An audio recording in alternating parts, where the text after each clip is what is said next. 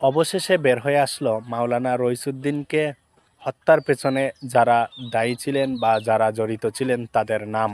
মাওলানা রইসুদ্দিন হত্যা হওয়ার পর এই হত্যার পেছনে কারা দায়ী, কারা জড়িত ছিল এই হত্যার সাথে, এ নিয়ে ছিল নানা জল্পনা কল্পনা।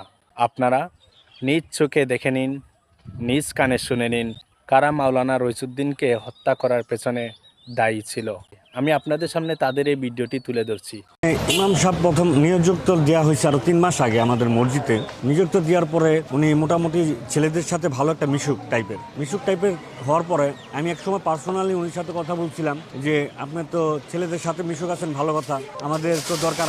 আমার বাবাই মূলত নামাজ পড়ে না, বা আমাদের এরকম এলাকার ভিতরে মোটামুটি অনেক মানুষই নামাজ পড়ে না। আপনি উনিদের সাথে মিলামেশা করলে বা সম্পর্কটা রাখলে একটু ভালো হয়, বা দাওয়াত দিলে ভালো হয়, দিনের কাজ করলে ভালো হয়। উনি বলতেছে ঠিক আছে, পরে যাক। আমি দেখতেছি পরে বাসা থেকে আইসা আমার ভাইগনা একটা আইসা বলতেছি মামা 30 টাকা দিতে হবে, কি হয়েছে, মসজিদের ভিতরে অনুষ্ঠান করবে, পিকনিক করবে। তখন আমার কাছে মাইন্ডে এটা লাগছে, বিষয়টা তো অনুষ্ঠান করবে বা মসজিদে তো পিকনিক করার জায়গা না। তারপর অনেক ছেলেরাই রাতে 8টা 10টা 11টা 12টা পর্যন্ত ফ্রি ফায়ার খেলেছে, হুজুরের সাথে ফ্রি ফায়ার খেলে, টিকটক করে। বিষয়গুলো আমার উদ্বাত লাগার পর এক সময় হঠাৎ করে এই আরেকটা আমার ছোট ভাই সাব্বির, ওর নাম, ইন্টার পরীক্ষা দিবে, ওর সাথে কথাবার্তা হয় যে ভাইয়া তুমি তো একটু বিষয়টা দেখো, হুজুর তো মনে হয় আমার তো বেশি একটা ভালো লাগে না। পরে ও যে জিজ্ঞেস করতেছে, ওর ছোট পোলাবানা আছে যারা, তাদেরকে জিজ্ঞেস করতেছে কিরে হুজুর কি তোদের সাথে কোনো সমস্যা আছে বা ঠিক আছে। পরে তো ওর কাছে স্বীকার করছে একটা ছেলে যে আমি তো রাতে হুজুরের সাথে যা ঘুমাই, হুজুরে তো ভয় পায়, তার জন্য আমি হুজুরের সাথে ঘুমাই। কিন্তু মামা আমি রাতে ঘুমানোর পরে 10টা 11টার পরে আমি দিনের বেলা উঠতে পারি না, হুজুর আমার ফজরের সময় ডাক দেয় না। আর আমি যখন 3তলার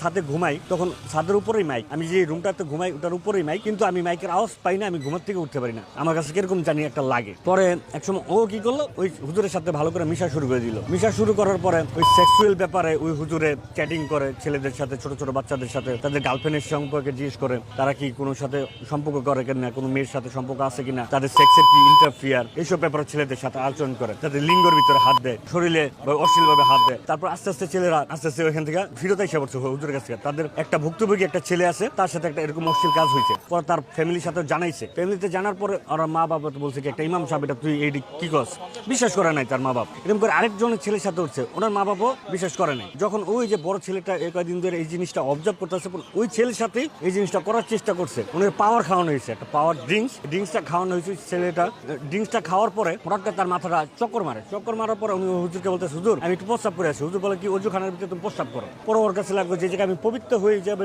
না অপবিত্র কিভাবে হই, ঠিক আছে। তারপরে ও নিচে চলে ওর ভাইরে ফোন দেয়, ওর কাছে খুবই খারাপ লাগে। ওর বড় ভাইরে ফোন দেয়, বলে ভাইয়া তুমি কোথায়? ওর ভাই বলতেছে আমি মসজিদের একটু পাশে আছি, আমার একটু নিয়ে যাও, আমি তো এখানে আসি, আমার কাছে খারাপ লাগতেছে। পরে ওর ভাই আসার পরে দেখে ভাই আমি এই ড্রিঙ্কসটা খাওয়ার পরে দেখো আমার কাছে খারাপ লাগতেছে। পরে ওর ভাইও ফার্মেসিতে কাজ করে, পরে খুলে টেস্ট করে দেখছে, দেখার পর ওর কাছে এটা জিনিসটা খারাপ লাগছে যে না এটা তো মিক্সার কিছু একটা। পরে ছবি তুলছে, ওই পাওয়ারের ছবিটাও আছে, ওটার ভিতরে দেখা যাইতেছে একটা ট্যাবলেট আছে, ওই ট্যাবলেটটা ভালোভাবে মিক্সচার হয়নি। পরে ও ওর ভাইরে বুঝা নিয়ে আসে পড়ছে ধৈরা, ও হুজুর কাছ থেকে নিয়ে এসে পড়ছে। পরে হুজুর এটা জিনিসটা ভয় পেয়ে গেছে যে হঠাৎ করে আসলো, নিয়ে গেছে, রাতে থাকে না। তারপর ও কি করলো, আস্তে আস্তে দেখলো কি ওর সাথে যে এরকম ঘটনাটা ঘটাইতে চাইছিল, হুজুরে বলছে কি তুমি লুঙ্গি পরো, তুমি কি জাঙ্গা পড়ছো কিনা, অনেক পার্সোনালি জিজ্ঞাসা করছিল, ঠিক আছে। তখন ও কি করলো, আস্তে আস্তে ছেলেদেরকে জিজ্ঞেস করা শুরু করলো। এরকম করতে করতে জিজ্ঞেস করতে করতে 1 জন 2 জন 3 জন এরকম 4-5 জন উদ্যোগদার হয়ে গেল, যে 4-5 জন ছেলের সাথে এরকম ভুক্তভোগী আচরণ করছে, অশ্লীলতার কাজ করছে, তার গোপন হাত দিছে। তারপরে তার সাথে ঘুমের ওষুধ বা অন্য কোনো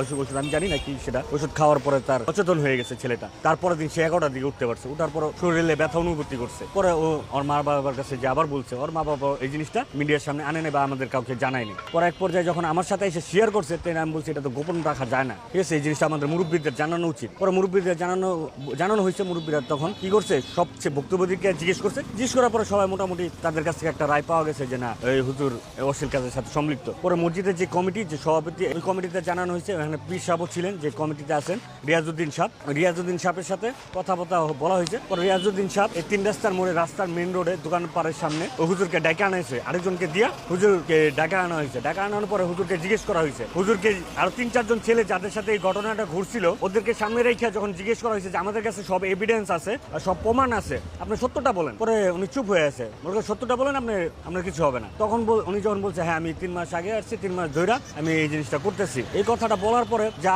আশেপাশে যারা আসলো জনতা মানুষ তখন ক্ষিপ্ত হয়ে যায়। ক্ষিপ্ত হইয়া উনিকে চর থাপ্পড় দেওয়া শুরু করে। যখন চর থাপ্পড় দেয়, তার আগে কি করছে যে পীর সাহেবের ভগ্নিপতি উনি যা ধরে একটা নাকের ভিতর ঘুষি মেরে দেয়, ঘুষি মারার পরে নাক দিয়ে রক্ত পড়া হয়। যখন ঘুষি মারছে, ঘুষি মারার সাথে সাথে যখন হই করে উঠছে তখন সবাই ধরা শুরু করছে, সবাই ধরে মনে একটা হুজুরলি সৃষ্টি হয়ে গেছে। সৃষ্টি হয়ে যাওয়ার পরে কয়েকজন মিলে বাইরে ফেললো সাথে সাথে। পর রাস্তার মেন রোডের পাশে তো যখন মানুষ শুনে যে একটা হুজুর ইমাম একটা অশ্লীল কাজ করছে, তখন এসে একজন থাপড় দিছে, একজন জুতার মালা পরাই দিছে, একজন পাঞ্জাবি ছিঁড়া দিছে, এরকম আর কি কাজ করা শুরু করছে আর কি। পরে আমি 999 আমরা ফোন দিয়ে দিছি, 999 থেকে পুলিশ আসছে, পুলিশ আসার পরে তাকে টঙ্গী মেডিকেল নিয়ে যাওয়া হয়। টঙ্গী মেডিকেল নেওয়ার পরে ডাক্তাররা বলে কি না ওরকম তার সিরিয়াস কিছু নাই। সিরিয়াস কিছু না থাকার কারণে 2টা ওষুধ দেওয়ার পরে তাকে থানায় নিয়ে যাওয়া হয়। থানায় নিয়ে যাওয়ার পরে ওইখান থেকে মামলা এজার হয়, এজার হওয়ার পরে কারাগারে পাঠিয়ে দেওয়া হয়।